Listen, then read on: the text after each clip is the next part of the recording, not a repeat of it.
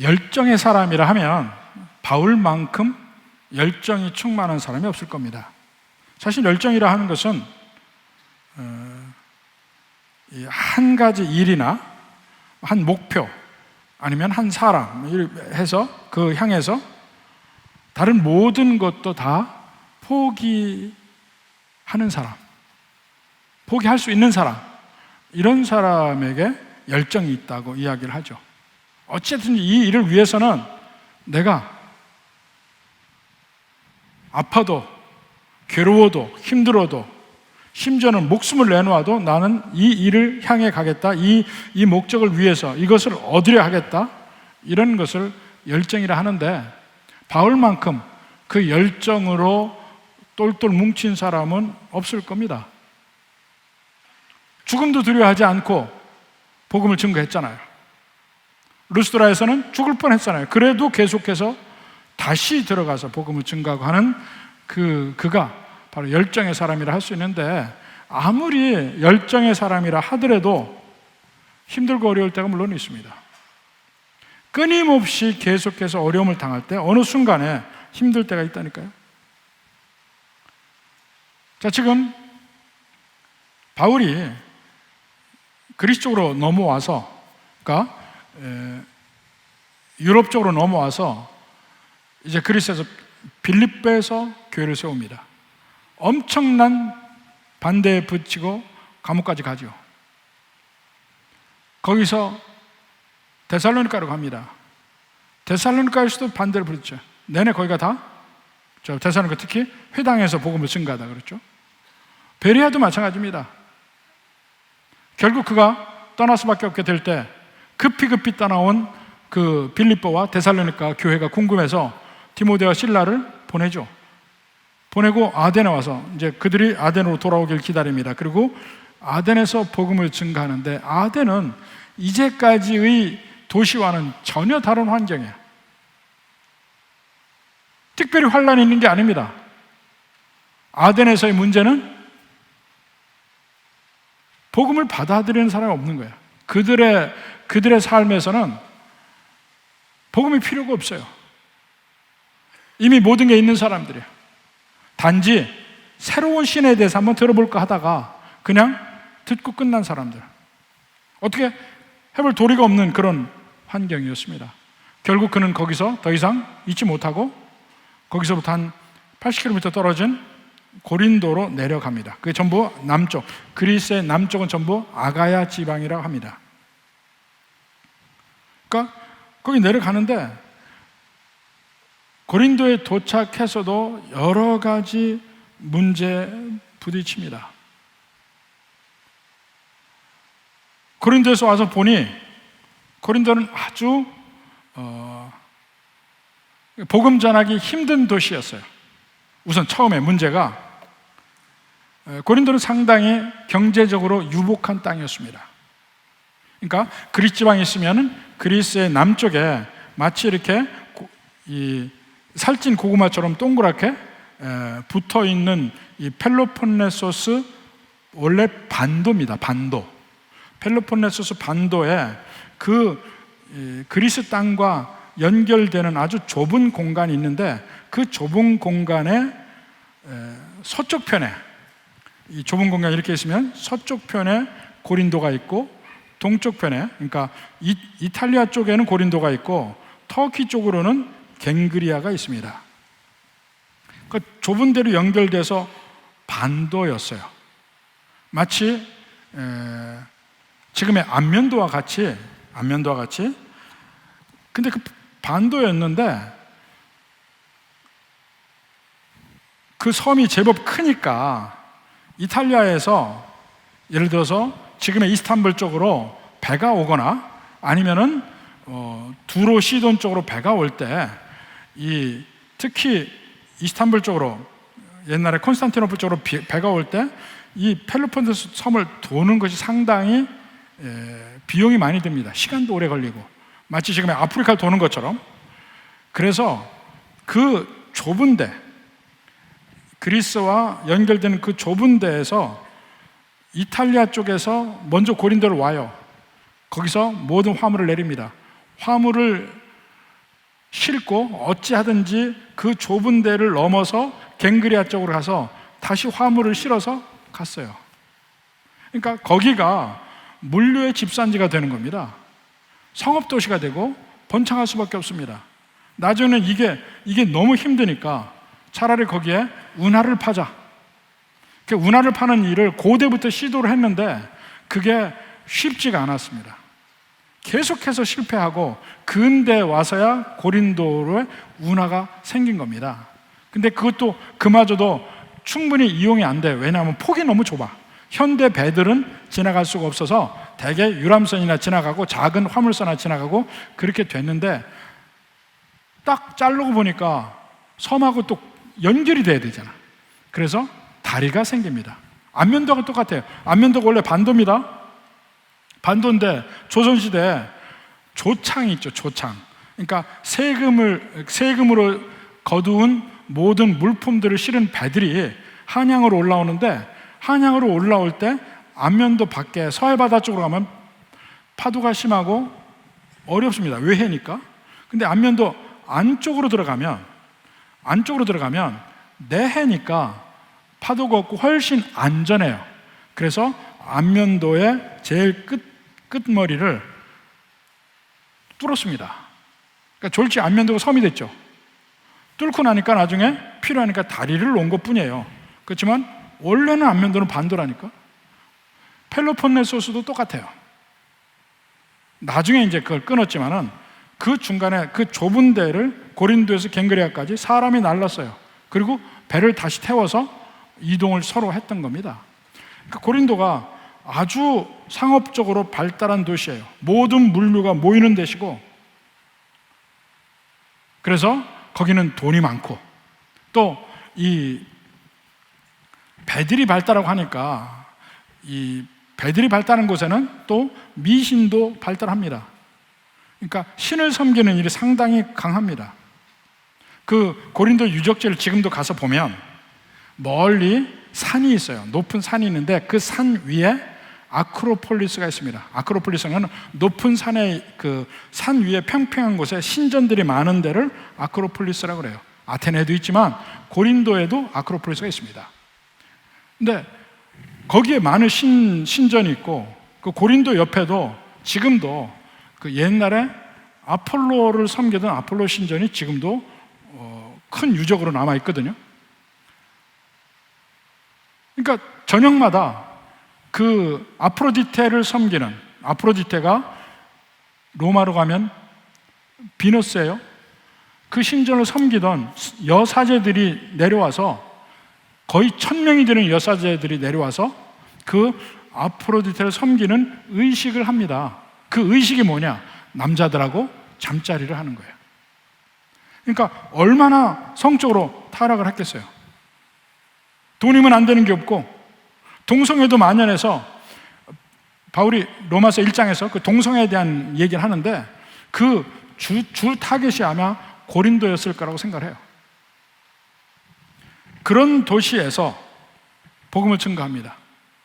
아테네는 문화적으로 자기들이 발달했고 철학이 발달하고 해서 전도하기 힘든 도시였고, 고린도는 도덕적으로 타락해서 전도하기 힘든 도시였습니다. 그러니까 바울이 계속적으로 반발과 도망해서 아테네까지 왔다. 아테네에서는 아무리 복음을 얘기해도 마치 밑빠진 독 같고, 그렇게 힘이 빠진 상태로 해서 고린도로 오게 됩니다. 근데 고린도에서 보니까 여기도 만만치 않은 도시예요. 그때의 바울의 심정을 한번 봅시다. 고린도전서 2장 3절. 내가 너희 가운데 거할 때에 약하고 두려워하고 심히 떨어노라. 이게 바울의 심정이에요. 계속해서 스트레스가 많은 환경을 거쳐왔잖아요. 환란, 무감각. 그렇게 해서 고린도에 왔을 때 하나님은 바울을, 새롭게 바울에게 힘 주시기를 원해요. 제일 먼저 여러 가지 환경으로 바울에게 힘을 다시 북돋을 수 있는 여건을 주십니다. 한번 봅시다. 제일 먼저 바울에게 아주 믿을 만한 동역자를 주십니다. 그 이름이 브리스길라와 아굴라입니다. 자, 1절. 그 후에 바울이 아덴을 떠나 고린도에 이르러 아굴라라 하는 본도에서 난 유대인 한 사람을 만나니 글라우디오가 모든 유대인을 명하여 로마에서 떠나라 한 고로 그가 그 아내 브리스길라와 함께 이달리아로부터 새로 온지라. 바울이 그들에게 가매 생업이 같음으로 함께 살며 일을 하니 그 생업은 천막을 만드는 것이더라. 아굴라와 브리스길라가 부부인데 원래 로마에 살았습니다. 근데 그 당시 이제 황제가 클라우디우스 황제인데 예루살렘에서 핍박이 있어서 예루살렘의 교인들이 다 천지사방으로 흩어져 갔는데 그 중에 일부의 사람들이 로마로 와서 삽니다. 근데 그들도 전도를 하잖아요. 근데 로마에 보면 거기도 유대인들이 사는 게토가 있어요. 유대인 구역이 있다고요. 그 유대인 구역에서 유대인들이 모여 사는데 그 중에 일부의 사람들이 예수님을 믿은 그리스도인들이에요. 그래서 예수가 바로 그리스도라, 메시아다, 예수님은 부활하셨다, 이것을 증거하기 시작한 거예요, 유대인들 사이에. 그러니까 바울이 받은 반응과 똑같아요. 유대인들이 이제 그들을 죽이려고 하고 그들을 괴롭히고 쫓아내려고 하고 소동이 일어납니다. 그러니까 로마 황제 보니까 유대인들이 계속해서 소동이 나니까 아이고 골치 아파서 안 되겠다, 로마에서 모든 유대인들은 나가라, 추방령이 1차 추방령이 내렸습니다. 그게 2번에 걸쳐 이루어지는데 1차 추방령이 나요. 그 추방령이 나서 쫓겨나와서 고린도에 온 사람이 브리스길라와 아굴라예요. 그리스도인인데 로마에 살다가 복음 증거하다가 유대인과 부딪히는 거야. 수많은 사람들이. 그들이 왔습니다. 드디어 그들이 바울과 함께 동역하기 시작해. 동역하기 시작하는데 정말 그들이 신실하게 바울의 동역자가 되고, 그 중에 특히 브리스길라, 아내인 브리스길라가 훨씬 더 유능했던 것 같아요. 지금은 아굴라가 나오고 아내가 브리스길라라고 얘기하지만 다른 곳에서는 거의 다 브리스길라와 아굴라 이렇게 나와요. 원래 부부가 이름이 나올 때는 관례적으로 남편의 이름이 먼저 나옵니다. 그런데 이 부부만 아내 이름이 먼저 나와요. 자, 로마서 16장 3절 봅시다. 너희는 그리스도 예수 안에서 나의 동역자들인 브리스가와 아굴라에게 문안하라. 네. 아굴라 원래 로마에 살았잖아요. 브리스길라와 아굴라가. 그러니까 그들에게 문안하라. 로마서에서 얘기한 겁니다. 그러면서 여기도 브리스가가 먼저 앞에 있죠. 요새 영어 이름은 프리실라라는 이름이 있습니다. 그게 바로 브리스길라예요. 4절에 그들은 내 목숨을 위하여 자기들의 목까지도 내놓았나니, 목숨을 다해서 바울을 보호하려고 하고 목숨을 다해서 바울을 섬기려고 하고, 이게 바울의 마음에 닿은 겁니다.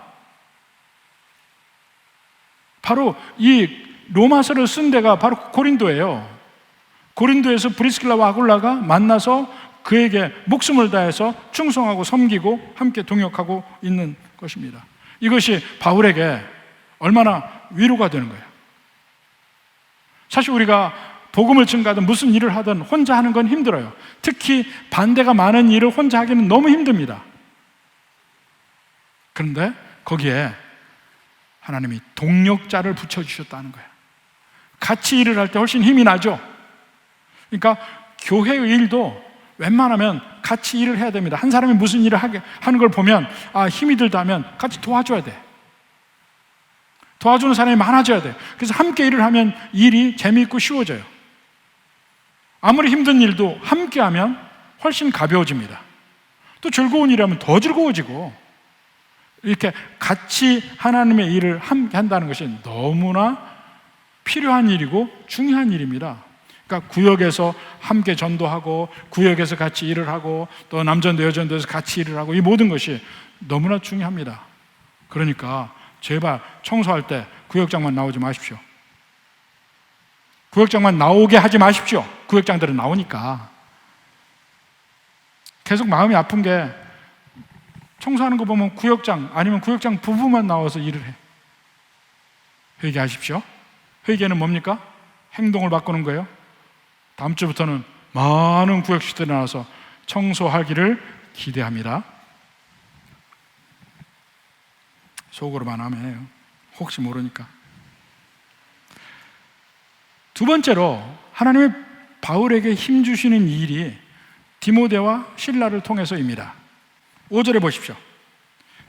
실라와 디모데가 마게도냐로부터 내려오매 드디어 데살로니가와 빌립보에 보낸 디모데와 실라가 다시 왔어요. 근데 아덴에서 기다렸는데 안 왔잖아.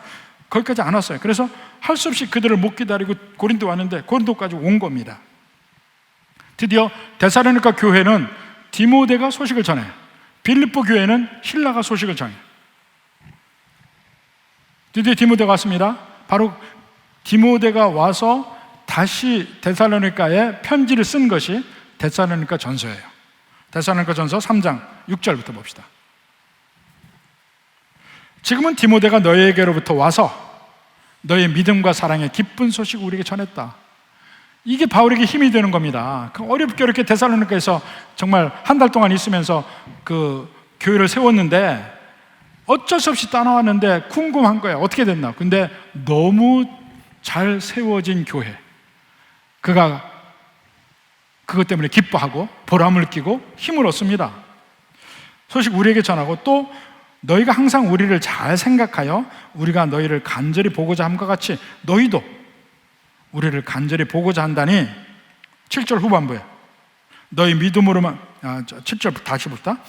이러므로 형제들아 우리가 모든 궁핍과 환난 가운데서, 바울이 지금 고린도에 있을 때 환난도 있었고 궁핍함도 있었어요. 그러니까 아까 그랬죠? 아골라와 브리스길라와 어떻게 합니까? 같이 천막을 만드는 일을 합니다. 천막을 만드는 일. 궁핍하니까 먹고 살아야 되니까, 생계를 유지해야 되니까. 그래서 자비량으로 자기가 자기 양식을 가지고 이 선교하거나 전도하는 것을 자비량 선교라고 이야기하잖아요. 그 자비량으로 고린도에서 복음을 증거합니다. 근데 여기서 바울이 한 일이 텐트를 만드는 일이었어요. 텐트 메이킹입니다. 그래서 요즘은 일반적으로 선교에서 텐트 메이킹이라 하면 자비량으로 선교하는 걸 얘기해요. 그 텐트 메이커 하면 자비량 선교를 하는 선교사를 얘기합니다. 그러니까 여기서부터 나왔어요. 근데 그때 바울은 궁핍하고 환난이 있었어요. 한참 그런 가운데 너희 믿음으로 말미암아, 다시 데살로니가전서 3장 7절에 너희 믿음으로 말미암아 너희에게 위로를 받았노라. 그 사람이 하는 걸 보고 위로를 받죠. 근데 이 일을 이렇게 이루시는 것은 하나님이니까 하나님이 바울을 위로하시는 거예요. 데살로니가 교회에서 디모데가 와가지고 위로를 받고 힘을 얻어요. 궁핍함과 환난이 있었지만 그래도 위로를 받고 힘을 얻어요. 또 빌립보에서 신라가 왔어요. 근데 신라가 온 것은 그냥 빌립보 교회에 모든 것을 전해주고 온 것뿐만 아니고 빌립보 교회에서 모아둔 물질을 가지고 옵니다. 바울을 돕는 물질을 가지고 와요. 자, 고린도후서 11장 9절 봅시다. 고린도후서란 바울이 고린도 교회에 보낸 편지잖아요. 이제 고린도 교회 성도들에게 하는 말입니다. 내가 너희와 함께 있을 때 비용이 부족하였으되, 궁핍함이에요. 그래서 텐트 메이킹 한 겁니다. 비용이 부족하였으되 아무에게도 누를 끼치지 아니하였으면, 내가 먹을 것이 없으니까 달라 하고 얘기하지 않았어요. 천막을 만들어서 먹을 걸 자기가 벌어서 쓰려고 했어요. 그렇지만 궁핍했어요. 궁핍하지만 아무에게도 이게 누를 끼치지 아니하려고 한 것은 마게도냐에서 온 형제들이 나의 부족한 것을 보충하였습니다. 이것이 마게도냐가 빌립보예요. 마게도냐 모든 교회가 한 게 아닙니다. 빌립보 교회가 바울의 부족한 재정적인 면을 보충을 했다는 거예요. 신라가 올 때 그런 일이 있었던 것이죠. 다시 그 빌립보에게 편지를 쓰죠. 그게 빌립보서입니다. 바울이 1차, 2차, 3차 전도여행을 다 마치고 마지막에 예루살렘 갔다가 부탁해서 로마에 호송돼서 로마의 감옥에 있을 때 쓴 편지가 에베소서, 빌립보서, 골로새서예요. 근데 그 빌립보서에 보면, 자, 빌립보에 보내는 편지죠. 옥중에서 한번 봅시다. 4장 14절부터 봅시다. 그러나 너희가 내 괴로움에 함께 참여하였으니 잘하였도다. 어떻게 괴로움에 함께 참여했다는 겁니까? 바울이 괴로워하고 있을 때 바울이 괴로워하는 그 짐을 나눠줬다는 거예요. 특히 물질적으로 괴롭죠. 감옥에 있으면 물질적으로 괴로운 겁니다. 그걸 나눠줬다는 거예요. 함께 참여했어요. 자, 그 뒤에 설명이 나옵니다. 15절부터 빌립보 사람들아 너희도 알거니와 복음의 시초에, 그러니까 바로 지금 우리 사도행전 읽은 바로 요 때입니다. 빌립보가 막 교회가 세워지고 그 다음에 데살로니가 베레아로 해서 아덴 고린도로 내려오는 그 순간에 복음의 시초에 내가 마게도냐를 떠날 때 주고받는 내일에 참여한 교회가 너희 외에 아무도 없었다. 마게도냐를 떠날 때 바울이 마게도냐를 어떻게 떠났습니까? 데살로니가 베레아 전부 넓은 힘 마게도냐예요.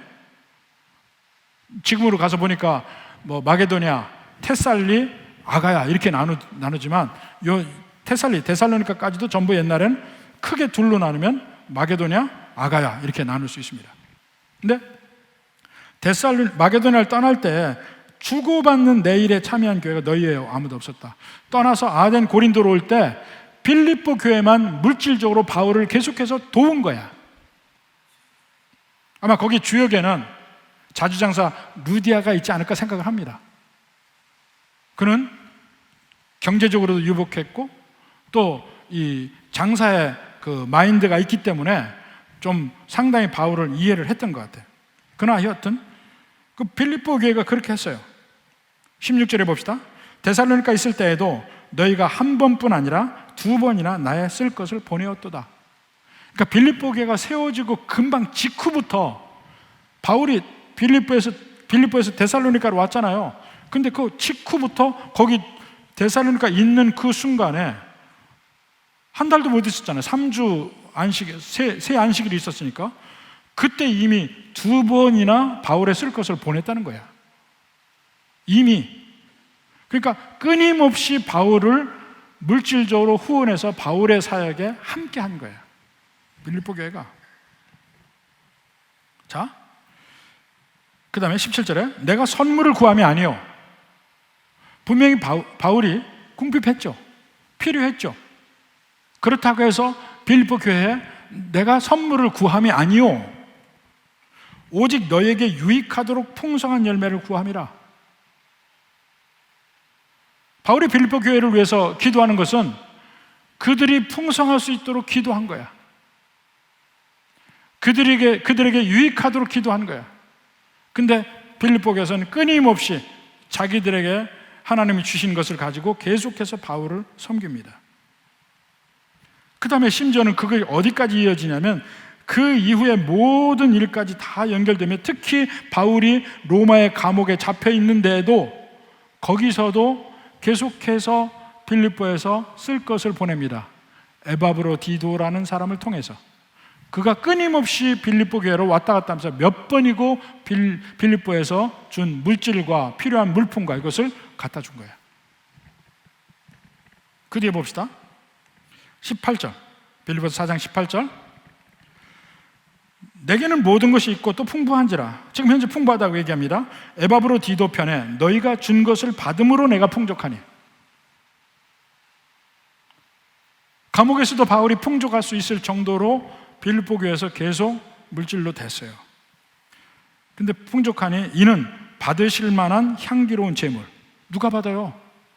물질을 받기는 바울이 받았는데 이것을 누가 받았냐면 하나님이 받았다는 거예요. 하나님이 받으실 만한 향기로운 재물이라. 그러니까 이렇게 교역자를 섬기는 것이 하나님께 드리는 향기로운 재물이라는 겁니다. 그리고 하나님을 기쁘시게 한 것이라. 그것을 하나님이 기뻐한다는 거예요. 빌립보 교회가 유별나게 그 일을 많이 감당했어요. 그러니까 빌립보 교회가 세워진 직후부터 데살로니가 바로 바울이 데살로니가 갔으니까 거기서부터 물질로 바울을 섬기는 걸 시작해서 고린도에도 계속해서 물질을 섬기고 나중에 로마의 감옥에 갈 때도 계속해서 섬기고 빌립보 교회가 끊임없이 그렇게 했다는 거예요. 그래서 바울은 빌립보 교회만 생각하면 언제나 가장 기쁨과 은혜와 사랑이 넘쳤습니다. 이러니까 다시 이제 고린도로 돌아옵니다. 고린도에 바울이 아주 빈곤한 가운데서 어떻게 텐트 메이킹 하면서 생계를 이어가면서 복음을 증거하고 있는데 브리스길라와 아굴라가 함께 합류해서 직업이 같아. 같이 텐트 메이킹을 해. 이제 디모데 신라가 오는데 특히 신라를 통해서 빌립보에서 물질을 가져가니까 또 풍성해지고 고린도 교회에서는 도움을 받은 게 아니라는 겁니다. 막 교회가 세워지는 순간이니까. 그래서 바울이 복음 증거 일에 전념할 수 있게 돼요. 힘을 받아. 하나님이 이 두 가지 환경을 통해서 힘을 주시니까 결국 그 가운데 열매가 드디어 고린도에 맺어지기 시작합니다. 자, 4절부터 봅시다. 4절. 안식일마다 바울이 회당에서 강론하고, 자, 언제나 바울의 전도의 중심지는 회당이었어요. 시나고그, 회당에서 강론하고 유대인과 헬라인을 권면하니라. 권면했다는 건 지금으로 얘기하면 설교한 겁니다. 설교가 권면이에요. 안식일날 회당에서 바울이 계속해서 권면해. 바울의 위치는 지난번에도 얘기했죠. 바울만큼 성경에 탁월한 리더가 없거든. 그러니까 바울이 왔으니까 바울에게 설교를 시켰는데 권면합니까? 그러면서 5절에도 계속 예수는 그리스도라 밝히 거기서 증거하니까 어떻게 됩니까? 6절에 그들이 대적하여 비방하거늘. 그들이 누굽니까? 특히 유대인들이 대적하고 비방합니다. 계속. 그러니까 바울이 옷을 털며 이르되 너희 피가 너에게 돌아가고 싶게 나는 깨끗하니라. 나는 이후에는 이방인에게로 가리라. 이렇게 합니다. 근데 이게 참 아이러니한 게 이 옷을 터는 행동이 뭐냐면 유대인들이 사업을 하거나 일이 있어서 유대 땅을 넘어서 이방인의 땅에 가잖아요. 그럼 거기서 쭉 사업을 하다가 다시 유대 땅으로 들어올 때 옷을 텁니다. 신발을 텁니다. 그래서 이방인의 것을 다 남기고 거룩한 땅, 가나안 땅엔 안 가지고 들어온다는 개념이에요.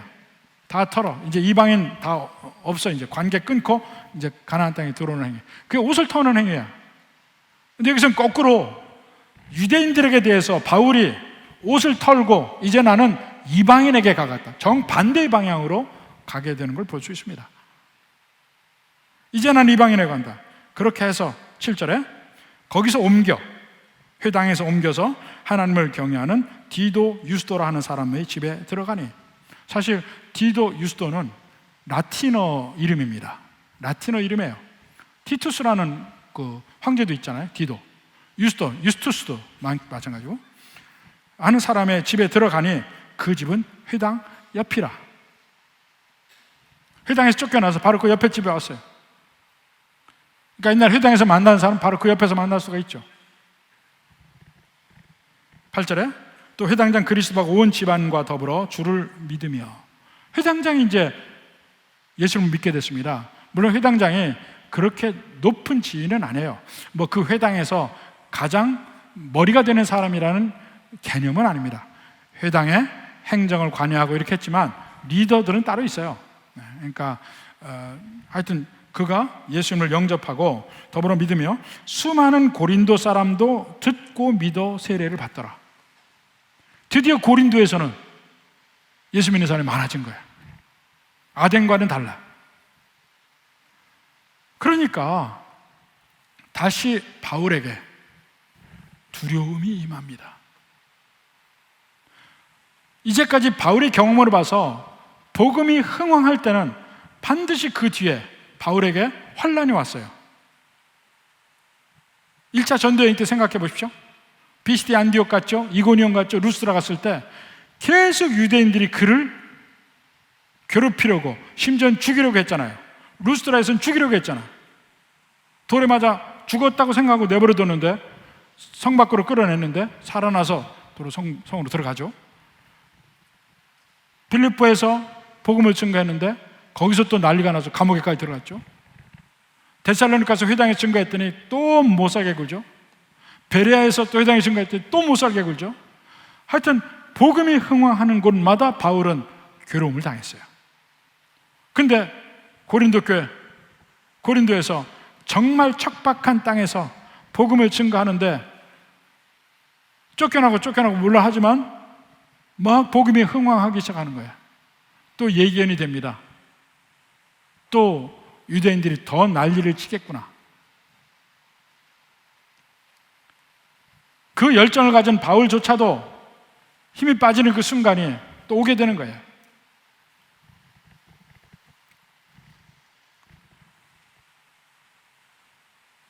우리에게 두려움이라는 것이 사실은 나쁜 일을 당하는 것보다 더 괴로운 일입니다. 생각해 보세요. 어려서 제게 제일 두려운 일은 병원 가는 거였습니다. 주사 맞는 게 싫어갖고. 근데 안 가겠다고 어찌 하다가 병원에 끌려가서 보면 결국 나중에 주사를 맞잖아요. 근데 딱 맞으면 또 괜찮아.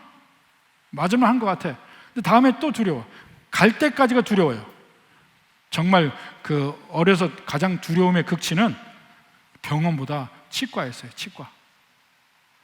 지금은 그래도 정말 치과의 모든 도구들이 발달하고 그랬는데 옛날에는 꼭 이빨을 뽑으려면 그 마취 주사 있죠. 몽은 주사라고 하잖아요. 그 마취 주사가 왜 이렇게 험상궂게 생겼는지 몰라. 그 안에 카트리지를 이렇게 딱 넣고 이렇게 누르는 건데 험상궂게 생긴데 그 큰 그 마취 주사를 들이대고 입을 벌리라고 하니까 얼마나 기급을 합니까? 그 입을 벌리면 푹 찔러요. 바늘이 들어온 게 느껴져. 푹 쭉 누르면 거기가 이렇게 붕 떠. 그 하나 이거 몇 곳을 찔러요. 그게 너무 싫었어. 치과 가기 싫어가지고 막 빼다가도 끌려가는데 그 가는 동안이 너무 싫은 거예요. 근데 일단 딱 주사를 맞으면 괜찮아요. 괜찮아. 이빨 뺄 때 뭐 아프지도 않아요. 이 이빨 갈 때 저는 한 해에, 지금 계산해 보니까 한 해에 9개를 뺐어요. 치과에서. 근데 그 갈 때의 두려움 엄청나거든요. 두려움이란 항상 나쁜 일을 예견하고 기다릴 때 생기는 게 두려움이에요. 중국에 그 고문 시스템이 정말 발달해 있는데 사람을 고문하는 그것이 사람의 모든 걸 알고 어떻게 하면 가장 괴롭게 할까 이걸 연구하는 게 고문이잖아요. 제일 큰 고문이 뭐였냐면 사람을 그 배를 열어놓고, 그러니까 옷을 벗겨놓고 눕혀요. 눕히고 천정 위쪽에서 물을 한 방울씩 떨어뜨리는 겁니다. 그러면 한 방 쫙 떨어지면 배에 탁 맞잖아요. 근데 처음에 조금 따끔해. 근데 그것이 조금 있다가 또 한 방 떨어지면 또 따끔해. 이것이 하루 종일 되면 어떻게 되는지 아십니까? 아파서 미쳐요. 더 미치는 게 뭐냐면 이게 계속 물이 떨어지는 게 아니고 한참 있다 떨어져. 언제 떨어질지 몰라. 그래서 다음 물이 떨어지는 걸 기다리는 공포가 그렇게 크다는 거야. 최고의 고문이라고 나왔어요. 그 두려움을 극대화되는 거야.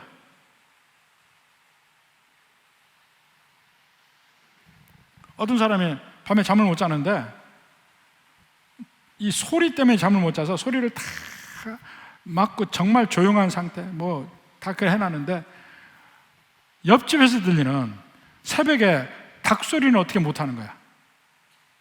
새벽에 닭이 우는 거. 그래가지고 그 옆집에 계속 얘기를 하지만 그 옆집 닭주인은 그러는 거야. 아니 새벽에 이 닭 3번밖에 안 울어요. 3번. 3번 울는데 좀 참아주시죠. 그러니까 그 소리 때문에 잠 못 자는 사람이 하는 얘기가 그 3번 기다리는 시간이 얼마나 고통스러운 줄 알아요? 왜 닭이 안 올까? 빨리 울면 잘 텐데. 계속 기다리는 그 시간.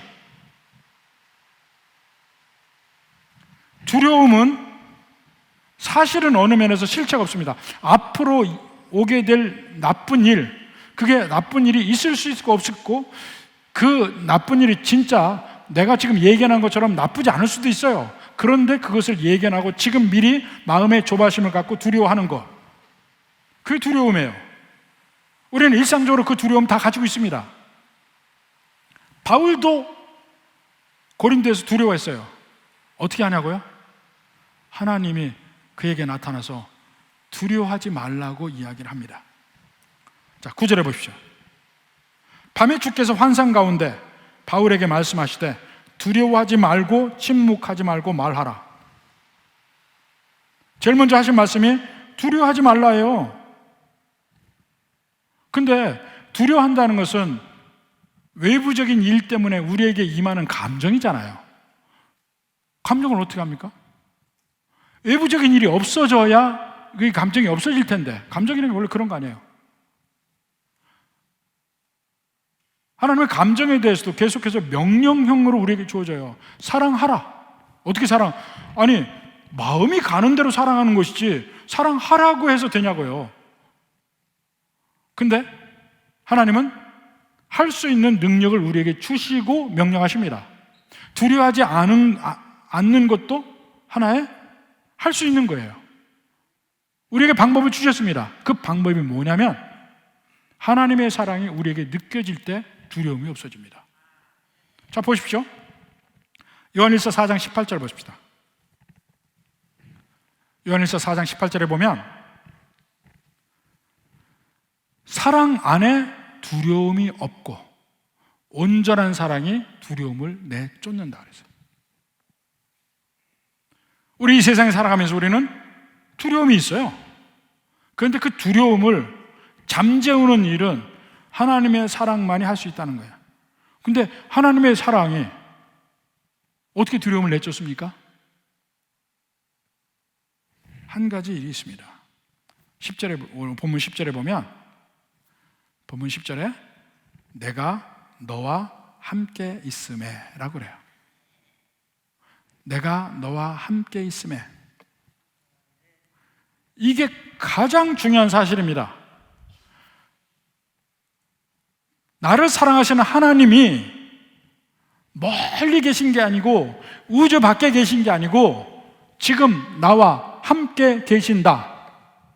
엘샤다이, 전능하신 하나님이 지금 나를 사랑하사 나와 함께 계신다. 이것을 믿으면 두려움은 없어집니다. 환경적으로도 하나님이 주셨어요. 위로를 하십니다. 브리스라 아글라 붙여주시고 디모데와 실라가 와서 다시 힘을 내게 하시고 물질로도 더하시고 많은 사람들이 예수님 믿고 복음이 흥황하는 거 다 보게 하고 위로를 하시지만 바울에 있는 그 본질적 두려움이 없어지는 거 아니에요. 하나님이 직접 나타나셔서 두려워하지 말라. 내가 너와 함께 하겠다. 출애굽 때 금송아지 사건으로 이스라엘 백성들이 죄를 지을 때 먼저 하나님이 그들을 멸하려고 할 때 모세가 막습니다. 그러지 마옵소서. 그래, 너를 생각해서 그들을 멸하지 않겠다. 올라가라. 그런데 나는 그들과 함께 하지 않겠다 그래요. 그러니까 모세가 뭘 합니까? 그러면 이스라엘 백성들 올라간들 무슨 소용입니까? 하나님이 함께 하지 않으시면. 또 중보를 합니다. 결국 하나님이 함께 하겠다는 약속을 모세가 받아냅니다. 그만큼 중요한 거예요. 지금도 매 순간 하나님이 우리와 함께하지 아니하시면 우리는 아무것도 아니고 우리는 다시 지옥으로 향하는 길로 갈 수밖에 없는 인생들이에요. 하나님이 함께 하시니까 우리 삶의 인도함을 받고, 그 함께 하신다는 것을 내가 확신할 때 내 마음속에 두려움도 없어지고, 하나님이 그래서 매번 하나님의 백성들에게 두려움과 위기감이 있을 때마다 하나님이 나타나서 제일 먼저 하시는 말씀이 내가 너와 함께 하리라. 여호수아가 제일 먼저 이스라엘의 리더가 되어서 가나안 땅에 들어갈 때도 내가 너와 함께 하리라. 모세가 출애굽 때 이스라엘 백성들을 이끌어내러 애굽에 갈 때도 하나님이 내가 너와 함께 하리라. 하나님이 우리에게 주시는 가장 큰 축복의 말씀은 내가 너와 함께 하리라 입니다. 그걸 주시는 거예요. 가장 강력한 하나님의 약속. 혹시 환난과 어려움이 온다 할지라도 하나님은 우리에게 감당할 시험밖에 허락하지 않으셔요. 감당치 못할 건 하나님이 허락하지 않으셔요. 그리고는 계속해서 침묵하지 말고 말하라고 이야기합니다. 사실 두려울 때 우리는 침묵하게 됩니다. 근데 침묵하면 더 두려움의 구렁텅이에 빠져요. 일단 말을 하면 두려움에서 빠져나올 가능성이 굉장히 많습니다. 믿지 않는 사람들은 넘치는 환경 속에서 혼자 말하지 않고 있을 때는 오그라듭니다. 근데 한번 선포해 보십시오. 나는 예수 믿는 사람이요. 말로 선포를 해보라니까. 해보면 그 다음부터 이상하리만치 내 속에, 마음속에 두려움이 사라집니다. 당당해집니다. 하나님이 함께 하시는 것을 내가 실제로 느낄 수 있습니다. 전도 한번 해봐요. 길거리 전도가 중요한 게 내 전도를 받아서 그 사람들이 예수 믿는 거, 그걸 바라지만 길거리 전도의 가장 큰 은혜는 누가 받냐면 전도하는 내 자신이 받아요. 하고 나면 그렇게 기쁠 수 없고, 그렇게 하나님이 함께 하심을 내가 실질적으로 느낄 수밖에 없고, 내가 하나님의 부르심 받은 용사라는 사실이 믿어져요. 담대해져요. 누가 나를 어찌하랴? 이 생각이 듭니다. 고백을 하면, 고백을 안 할 때 오그라든다니까. 어디서든지 나는 예수 믿는 사람입니다 하고 고백할 수 있는 여러분이 되는 것을 주님의 이름으로 축원합니다. 이렇게 얘기했어요. 그러면서 10절 후반부에 보니까, 자, 내가 너와 함께 있음에 어떤 사람도 너를 대적하여 해롭게 할 자가 없을 것이니 이는 이 성중에 내 백성이 많음이라. 많은 사람들이 예수 믿을 거예요. 뭔가 도덕적인 죄들이 있는 그곳에 교회가 세워지고 많은 사람들이 믿을 거예요. 바울이 거기서 1년 반을 거합니다. 1년 반. 11절 보십시오. 1년 6개월을 머물며 그들 가운데서 하나님의 말씀을 가르치니라. 고린도보다 더 오래 머문 데는 에베소밖에 없어요. 에베소서는 2년간 두란노서원에서 가르치거든. 바울의 사역 중에 가장 중요한 도시들이에요. 에베소, 고린도. 고린도에서 1년 6개월. 그러니까 1년 6개월 머물면서 복음을 가르치니까 환난들이 많고 반대도 많았겠지만 그를 어찌할 수 없었어요. 다른 데는 어쩔 수 없이 떠났죠. 데살로니가에서도 한 달 만에 떠났고, 베레아에서도 어쩔 수 없이 떠나고 막 소란을 피니까. 여긴 그게 없었던 거야. 여기는 하나님 말씀대로 된 거죠. 내가 너와 함께하니 너를 대적하여 해롭게 할 자가 없다. 나중에 소동이 나긴 합니다. 12절부터 사람들이 12절 보니까 바울을 대적하여 법정으로 데려갔어요. 근데 그때 총독이 누구냐면 갈리오야. 아가야 총독. 아가야 지방이라는 것이 그리스 남부, 아테네니, 델피니 그 전체가 다 펠로폰네소스까지 그 전체 총독이 갈리오인데, 갈리오가 그들을 상관하지 않습니다. 그들을 감옥에 보내지도 않아. 이건 당신들 일이니까 당신들 마음대로 하죠. 우리는 상관하지 않겠다. 개입하지 않아요. 그러니까 바울이 무사해져. 참고로 갈리오는 그 당시에 유명한 당시의 철학자인 세네카의 형제라고 합니다. 세네카 형제. 네로의 선생이죠, 세네카가. 근데 그가 전혀 개입하지 않으니까 바울이 마음대로 복음 증거하고 할 수 있게 됐습니다. 그리고 그 다음에 17절에 마지막이니까 모든 사람이 회당장 소스데네를 잡아, 아마 회당장이 그 다음에 바뀌었던 것 같아요. 그 다음 회당장 소스데네를 잡아 법정 앞에서 때리되 갈리오가 이 일에 상관하지 아니하니라. 그렇게밖에 못해. 바울은 어쩌지 못해. 실제 바울이 하나님께서 내가 너와 함께하리라, 누구도 너를 해치 못하리라 한 말이 실제로 이루어지는 것을 봅니다. 여러분의 삶 속도 한번 생각해 보십시오. 열정적으로 바울은 하나님의 일을 위해서 달려왔는데 그도 중간에 피곤하고 어렵고 힘들 때 있어요. 두려울 때 있습니다. 근데 하나님은 환경을 통해서 그를 위로해 주시고 사람을 붙여주시고 서로 함께 주의 일을 감당할 수 있도록 해요. 그리고 직접적으로 두려워하지 말라, 내가 너와 함께 하리라 확신을 받고 바울이 1년 6개월이나 거기 있으면서 복음을 증거하는 겁니다. 여러분은 바울처럼 하려면 어떻게 합니까?